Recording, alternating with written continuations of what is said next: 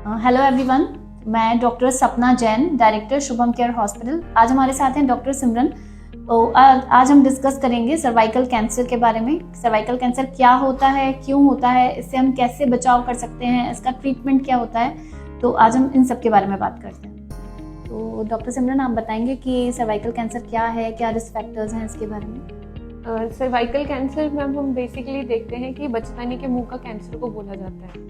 तो इसके क्या क्या कारण हो सकते हैं। इसमें क्या है कि अगर हमारे मल्टीपल सेक्सुअल पार्टनर्स हैं तो उन केस में हाई रिस्क होता है सर्वाइकल कैंसर होने का। कुछ केसेस है जैसे आपकी इम्यूनिटी कम है, HIV के पेशेंट्स होते हैं, डायबिटिक वाले होते हैं जिनमें इम्यूनिटी काफ़ी कम होती है, इनमें हाई रिस्क रहता है सर्वाइकल कैंसर होने का।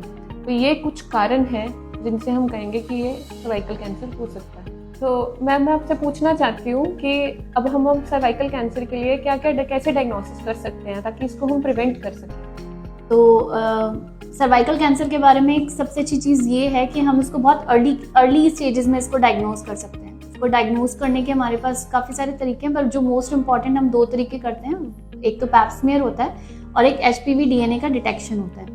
तो दोनों के लिए हम वजाइनल स्वैब लेते हैं। पैप स्मीयर के अंदर स्लाइड पे स्मीयर बनाते हैं और उसमें सेल्स का एग्जामिनेशन करते हैं। तो जो भी अर्ली कैंसर की स्टेजेस होती हैं जिसमें सेल में थोड़े बहुत चेंजेस होना शुरू होते हैं कैंसर से रिलेटेड, वो हम सबको इसमें दिख जाते हैं। और HPV DNA के अंदर हम जो सैंपल लेते हैं उसका PCR करते हैं। तो PCR में हमको पता चल जाता है कि HPV DNA या ह्यूमन पैपिलोमा वायरस का जो DNA है वो उसमें ग्रो किया है या नहीं और कितना ग्रो किया है। तो अगर हम उसमें हाई रिस्क वाले जो DNA हैं, हाई रिस्क वाली जो स्ट्रेन्स हैं जैसे HPV 16 है, HPV 18 है, अगर वो हमको मिलते हैं तो पेशेंट हाईली ससेप्टेबल हो जाता है for the development of cervical cancer. दूसरी चीज़, इसको करने के लिए हमको पेशेंट को कुछ बातें पहले बतानी होती हैं कि उसको इस एग्जामिनेशन को करने के पहले 2 दिन पहले एब्स्टिनेंस की ज़रूरत होती है। वेजाइनल क्रीम्स आप यूज़ नहीं कर सकते 2 डेज प्रायर तक, एंड कोई उसमें टैम्पून्स वगैरह आप यूज़ नहीं कर सकते। फिर आप 2 दिन के बाद ये सैंपल लेंगे वेजाइनल स्वैब का, देन उसका पैप स्मीयर एग्जामिनेशन और HPV DNA एग्जामिनेशन हम कर सकते हैं। सो यूजुअली हम किस एज ग्रुप में करते हैं वो इम्पॉर्टेंट है। 21 से 30 ईयर्स की एज ग्रुप के अंदर हम इसको 5 ईयर्स में एक बार कर सकते हैं as a screening test. Then after 30 to 65 हम इसको 3 ईयर्स में कर सकते हैं अगर केवल पैप स्मीयर का एग्जामिनेशन करते हैं तो। और अगर हम उसको HPV DNA के साथ करते हैं तो एवरी 5 ईयर्स ये एक स्क्रीनिंग टेस्ट की तरह किया जाना चाहिए। यूजुअली 65 के बाद इतना रिस्क नहीं रहता तो करने की ज़रूरत नहीं होती है। तो अब आप बताइए मुझे कि हम अगर किसी को अर्ली केस डिटेक्ट हो रहा है या नहीं भी हो रहा है तो हम इसको कैसे प्रिवेंट कर सकते हैं इस चीज़ को। देखिए मैम, हर चीज़ के लिए कोई भी हमारी बीमारी आ रही है तो उसके लिए एक वैक्सीन ज़रूर बनती है। तो बचपन से ही शुरू हो जाती है वैक्सीन के लिए। इसी तरह से एक सर्वाइकल कैंसर की वैक्सीन आई है हमारे पास जिसको हम बोलते हैं गार्डासिल। गार्डासिल में क्या है कि 9 तरह के स्ट्रेन्स जो हैं, जो हाई रिस्क स्ट्रेन्स हैं, वो 9 तरह के स्ट्रेन को प्रिवेंट करती है। तो ये आप लगवा सकते हैं। 9 साल के बच्चों से शुरू हो जाता है।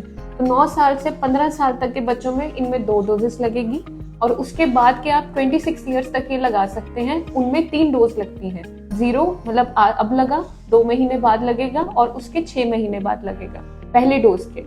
तो इस तरीके से हम कैंसर को प्रिवेंट कर सकते हैं। बच्चों से ही शुरू हो जाता है, 9 to 14 ईयर्स में लगवा सकते हैं। इवन कि हम मेल्स में भी लगवा सकते हैं, लड़कों में भी आप दे सकते हैं ताकि जेनाइटल जो HPV वॉट्स होते हैं वो प्रिवेंशन हो सके। तो डॉक्टर सिमरन, आप मुझे बताइए कि सर्वाइकल कैंसर को किन केसेस में हम हाई रिस्क बोलते हैं या कौन से पेशेंट्स होते हैं जिनमें सर्वाइकल कैंसर होने के चांसेस ज़्यादा होते हैं, या उसके क्या सिम्टम्स हैं, पेशेंट हमारे पास कब आएगा, क्या कंप्लेंट्स लेकर आएगा। तो मैम, पहले तो सर्वाइकल कैंसर है कि वो बचदानी के मुंह का कैंसर हम उसको बोला जाता है। दूसरा, हम किन किन पेशेंट्स ये वो पेशेंट्स हैं जिनके जो महिलाओं के 2 से ज़्यादा बच्चे हों, मल्टीपैरिटी हम बोलते हैं उसमें, या मल्टीपल सेक्सुअल पार्टनर्स हों किन्हीं के, या फिर कुछ लोग जिनमें इम्यूनिटी बहुत कम होती है जैसे HIV के पेशेंट्स हो गए, डायबिटीज़ के पेशेंट्स होते हैं। इन केसेस में जिनमें इम्यूनिटी कम होती है उन केसेस में सर्वाइकल कैंसर होने के चांसेस ज़्यादा होते हैं। या कुछ फीमेल्स जो हैवी स्मोकर्स होती हैं, इन केसेस में सर्वाइकल कैंसर होने के चांसेस ज़्यादा होते हैं।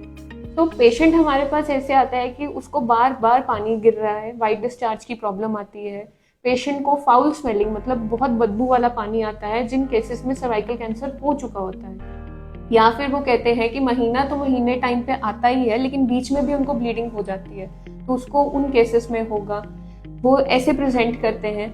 या जिनको होता है कि इंटरकोर्स के बाद एकदम ब्लीडिंग शुरू हो जाती है, इन केसेस ये कुछ कारण हैं, कुछ सिम्टम्स हैं हमारे पास जो पेशेंट लेके आता है जिसमें हम सर्वाइकल कैंसर डिटेक्ट कर सकते हैं।